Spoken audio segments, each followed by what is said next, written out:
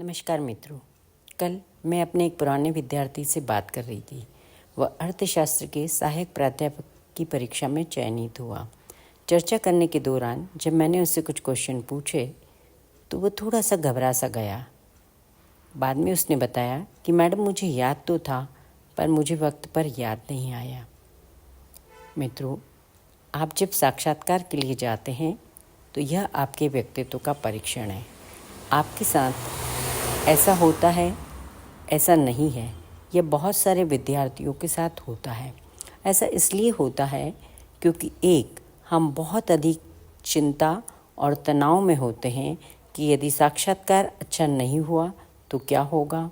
हम कर्म करने से पहले ही उस फल की इच्छा को लेकर बहुत ज़्यादा चिंतित हो जाते हैं, जो हमारे माइंड में कई ब्लॉकेज क्रिएट कर देती है और सबकॉन्शियस माइंड में यह मैसेज जाता है कि यदि नहीं हुआ तो क्या होगा।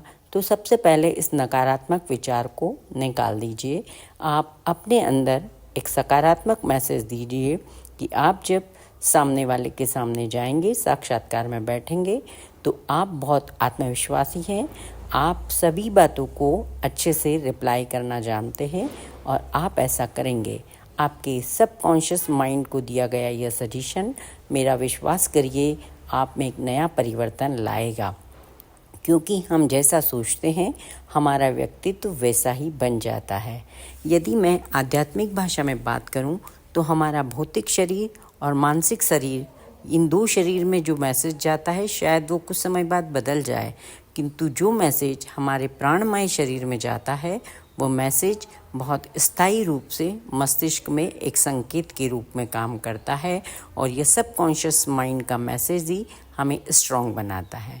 दूसरा, विषय को याद करने का तरीका ये है कि आप अपनी जितनी इंद्रियों को, जितने ऑर्गन को सक्रिय रखकर किसी चीज़ को याद रखेंगे वह आपको उतना ही याद रहेगा।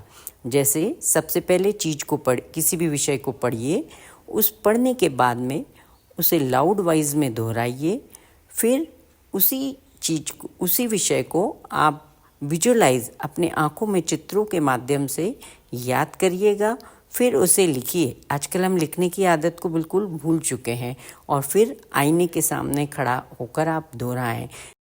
जब आपके ऑर्गन, आपका सेंस उसे बार बार रिपीट करता है तो वह स्थायी रूप से आपके मस्तिष्क में बैठ जाता है।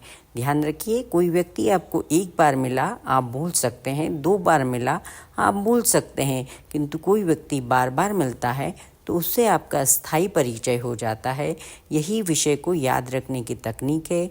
आप सुनते हैं, आपके कान सक्रिय होते हैं और मस्तिष्क में संदेश जाता है। आप पढ़ते हैं, आपकी आंखें सक्रिय होती हैं और आपके मस्तिष्क में संदेश जाता है। आप बोलते हैं तो आपकी जिह्वा सक्रिय होती है और आपके मस्तिष्क में मैसेज जाता है।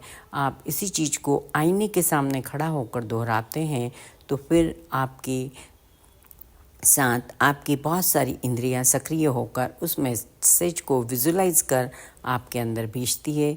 आप चित्रों के माध्यम से कोई चीज़ याद करें, घटना के साथ याद करें, उदाहरण के साथ याद करें, फिर वह स्थायी रूप से आपके दिमाग में होगी।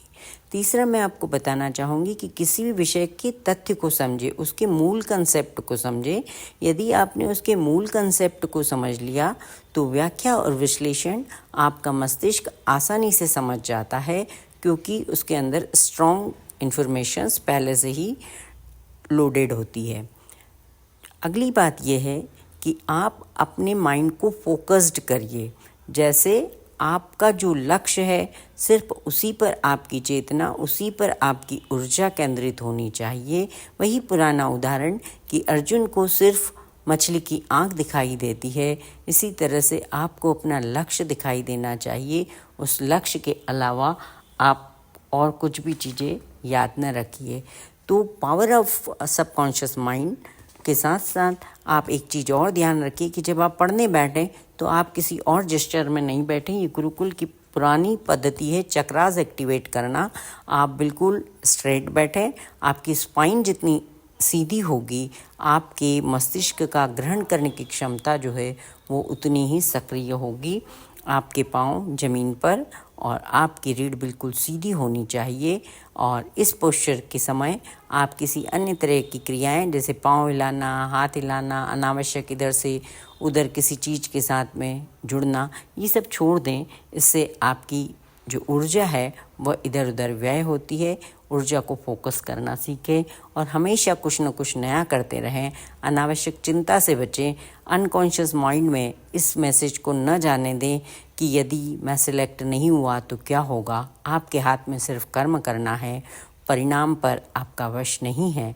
गीता के इस संदेश को याद कर रखें और सकारात्मकता के साथ, पॉजिटिविटी के साथ, पूरी निष्ठा के साथ अपनी कर्मठता, अपने ज्ञान को अपने विषय पर केंद्रित करें और एक बहुत अच्छे आत्मविश्वास के साथ आगे बढ़ें।